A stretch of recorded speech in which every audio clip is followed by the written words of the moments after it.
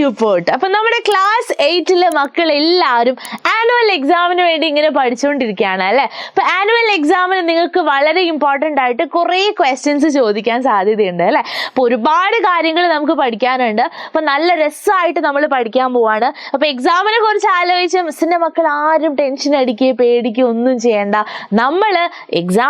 നമ്മുടെ എക്സാമിന് വേണ്ടിയിട്ട് എജ്യൂപോർട്ടിന്റെ കൂടെ നല്ല ഗംഭീരമായിട്ട് പഠിക്കാൻ പോവാണ്. ഓക്കെ, അപ്പോൾ ഇന്ന് മിസ് വന്നിട്ടുള്ളത് ഇമ്പോർട്ടൻ്റ് ആയിട്ടുള്ള കുറച്ച് കാര്യങ്ങൾ പറഞ്ഞു തരാൻ വേണ്ടിയിട്ടാണ്. ഓക്കെ, അപ്പൊ നോക്കാം. സുഖ ദുഃഖ് എന്ന് പറയുന്ന നമ്മുടെ സുമിത്രാനന്ദൻ പന്തിന്റെ ഒരു കവിത നിങ്ങൾക്ക് പഠിക്കാനുണ്ട് അല്ലെ.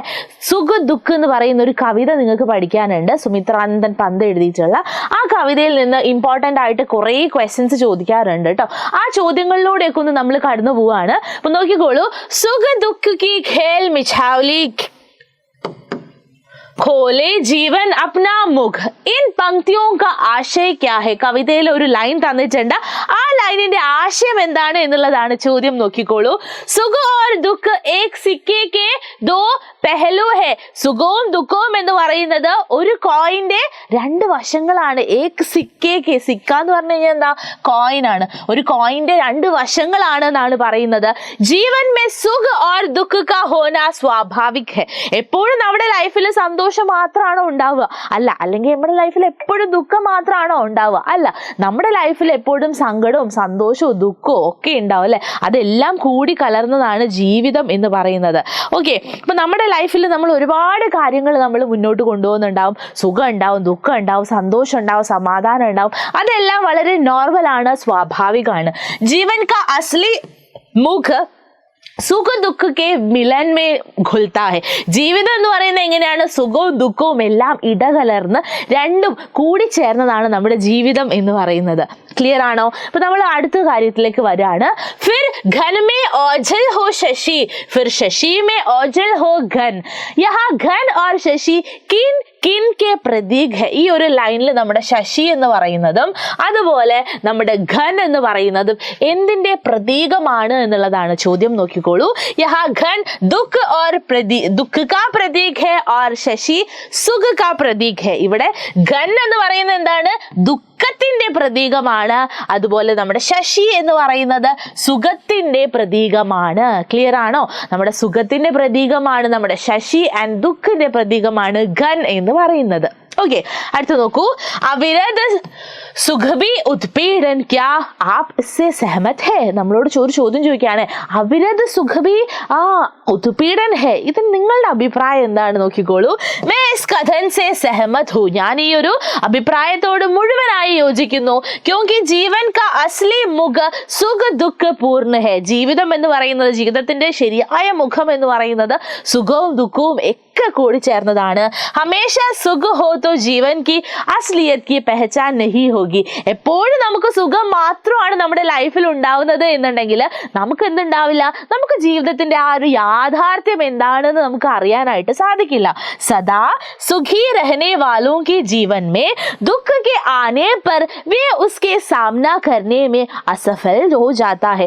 എപ്പോഴും സുഖിച്ചില്ലേ, നല്ല സമാധാനമായിട്ട് ടെൻഷനോ പ്രശ്നങ്ങളോ ദുഃഖങ്ങളോ ഒന്നുമില്ലാതെ ജീവിതം മുന്നോട്ട് കൊണ്ടുപോകുന്ന ഒരാൾക്ക് ദുഃഖക്കെ ആനേ പർ, പെട്ടെന്ന് ഒരു ദുഃഖം വരികയാണ് എന്നുണ്ടെങ്കിൽ സാമന കർണേമേ അസഫൽ ഹോ ജാത്തേ ഹെ അല്ലെ. അങ്ങനെ പെട്ടെന്നൊരു ദുഃഖം വരുന്ന സമയത്ത് അവർക്കത് ഹാൻഡിൽ ചെയ്യാൻ പറ്റാത്തൊരവസ്ഥ വരും. അങ്ങനെയുള്ള സമയങ്ങളിലാണ് അവർ അൺസക്സസ്ഫുൾ ആയിട്ട് മാറുന്നത് എന്നാണ് പറയുന്നത്. ഓക്കെ, അപ്പൊ നമ്മുടെ ജീവിതം എന്ന് പറയുന്നത് ഒരു കോയിൻ പോലെയാണ്. ആ കോയിന് രണ്ട് വശങ്ങളുള്ളതുപോലെ നമ്മുടെ ലൈഫ് സുഖങ്ങളും ദുഃഖങ്ങളും ഒക്കെ നിറഞ്ഞതാണ് എന്നുള്ളൊരു തിരിച്ചറിവ് നമുക്ക് ഉണ്ടാവണം എന്നതാണ് നമ്മൾ പറയുന്നത്. ഓക്കെ, അടുത്ത് നോക്കൂ. കവിത സെ ശബ്ദ യുഗ്മോं का यमन करके लिखे. അതായത് സുഖ ദുഃഖ അല്ലെ.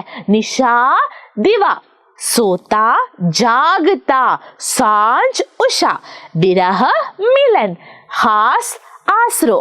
അന്നപ്പോ ഇങ്ങനെ പറഞ്ഞ സുഖവും ദുഃഖവും എന്ന് പറഞ്ഞു കഴിഞ്ഞാൽ രണ്ട് നെഗറ്റീവ് കാര്യങ്ങളാണ് അല്ലെ. രണ്ട് ധ്രുവത്തിൽ കിടക്കുന്ന കാര്യമാണ്. ഒന്ന് സുഖം, ഒന്ന് ദുഃഖം എന്ന് പറയുന്നത്. ഒന്നിൽ നമ്മൾ വളരെ സന്തോഷിക്കും, ഒന്നിൽ നമ്മൾ ഭയങ്കര സങ്കടപ്പെടും. ഇപ്പൊ നിശാ ദിവ അല്ലെ, നിശാ ദിവ. അതുപോലെ നിശ എന്ന് പറഞ്ഞാൽ രാത്രി, ദിവ എന്ന് പറഞ്ഞാൽ രാവിലെ അല്ലെ, പകല്. സോത്ത എന്ന് പറഞ്ഞാൽ ഉറങ്ങുക, ജാഗത എന്ന് പറഞ്ഞു കഴിഞ്ഞാൽ എണീക്കുക, സാഞ്ച് ഉഷ എന്നൊക്കെ പറഞ്ഞു കഴിഞ്ഞാൽ എന്താണ്? വിരഹമിലൻ. വിരഹമിലൻ എന്താണ്? വിരഹമുണ്ട്, അതുപോലെ മിലനും ഉണ്ട്, നമ്മൾ സെപ്പറേറ്റ് ആവുന്നുണ്ട്, അതുപോലെ അതുപോലെ തന്നെ നമ്മൾ കൂടി ചേർന്നുകൊണ്ട് അല്ലെ. ഹാസ അശ്രു ചിരിയുണ്ട്, കണ്ണീരുണ്ട്. അപ്പൊ യുഗ്മവും കാ ചയൻ കരെ, യുഗ്മ തെരഞ്ഞെടുത്ത് എഴുതാൻ പറഞ്ഞു കഴിഞ്ഞാൽ വളരെ ക്ലിയർ ആയിട്ട് തന്നെ മനസ്സിലാക്കി വെക്കുക. അത് അതുപോലെ തന്നെ ക്ലിയർ ആയിട്ട് തന്നെ എഴുതാനും നോക്കാം. Okay, ready? ക്ലിയർ ആണോ? ഇനി നമ്മൾ പറയാനായിട്ട് പോകുന്നത് സുഖദുഃഖ കവിതയുടെ ആശയമാണ്. ഓക്കെ, സുഖദുഃഖ കവിതയുടെ ആശയം എന്തായാലും മനസ്സിലാക്കി വെക്കണം. അതുപോലെ തന്നെ സുഖദുഃഖ കവിതയുടെ ആസ്വാദന കുറിപ്പും നന്നായിട്ട് മനസ്സിലാക്കി വെക്കുക. അപ്പൊ സുഖദുഃഖ കവിത ശ്രീ സുമിത്രാനന്ദ് പന്ത് കി ഹേ. സുമിത്രാനന്ദൻ പന്ത് വളരെ ഫേമസ് ആയിട്ടുള്ള ഹിന്ദിയിലെ ഛായാവാദി കവിതയിൽ ഒരാളാണ്. ഛായാവാദിക്ക് സ്തംഭ് എന്ന് പറയുന്ന ഒരാൾ കൂടിയാണ് നമ്മുടെ പന്ത് ജി. इसमें कवि जीवन की അസ്ലിയത്ത് കോ സംജാനെ കാ പ്രയാസ് കിയാ ഹെ. ജീവിതത്തിന്റെ അസ്ലിയത്ത്, യാഥാർത്ഥ്യം അല്ലെ, യാഥാർത്ഥ്യം നമ്മുടെ മുന്നിൽ കൊണ്ടുവരാനുള്ള ഒരു ശ്രമം നടത്തിയിട്ടുണ്ട്. വേ കഹത്തെ ഹെ കി ജീവൻ സുഖ ദുഃഖ പൂർണ്ണ ഹെ. അദ്ദേഹം പറയുന്നുണ്ട് ജീവിതം എന്ന് പറയുന്നത് സുഖവും ദുഃഖവും ഒക്കെ നിറഞ്ഞിട്ടുള്ളതാണ്. സുഖ ദുഃഖ കി ഖേൽ മിഛൗലി സെ ജീവൻ അപ്നാ വാസ്തവിക് മുഖ ഖോൽ ദേത്താ ഹെ.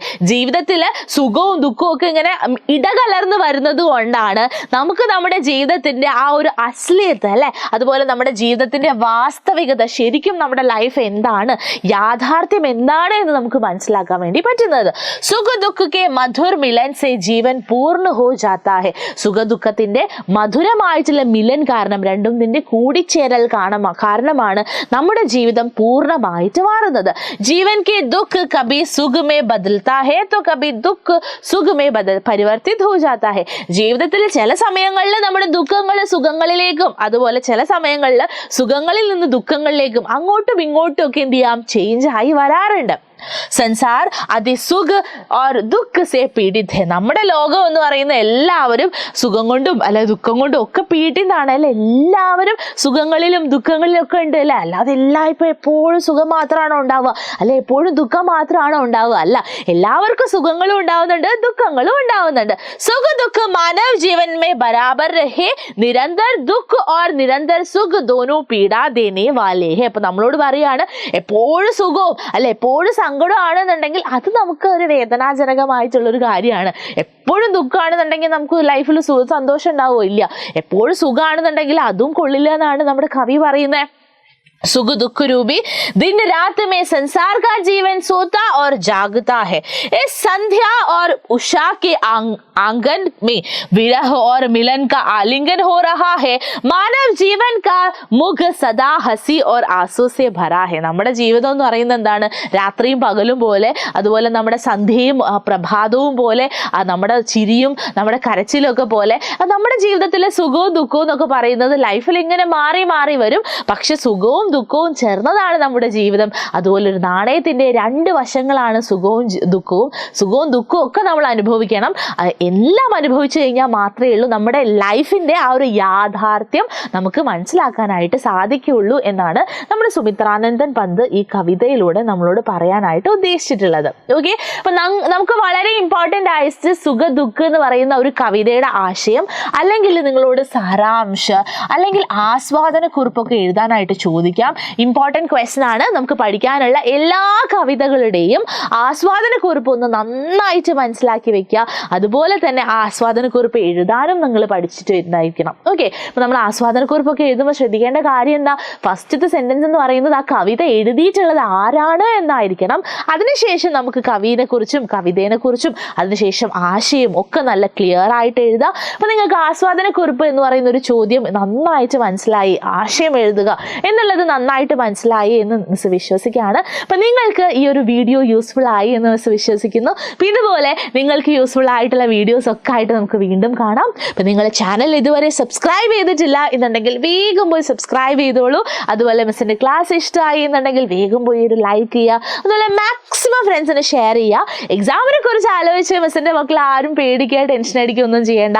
നമുക്ക് നല്ല അടിപൊളിയായിട്ട് നമ്മുടെ എക്സാമിന് വേണ്ടി പഠിക്കാം. എജുപോർട്ടുണ്ട് കൂടെ. അപ്പൊ എല്ലാവർക്കും ഈ ഒരു വീഡിയോ യൂസ്ഫുൾ ആയി എന്ന് വിശ്വസിക്കുന്നു. ഇതുപോലെ യൂസ്ഫുൾ ആയിട്ടുള്ള വീഡിയോസ് ഒക്കെ ആയിട്ട് നമുക്ക് വീണ്ടും കാണാം. എല്ലാവർക്കും thank you so much. Bye. I love U.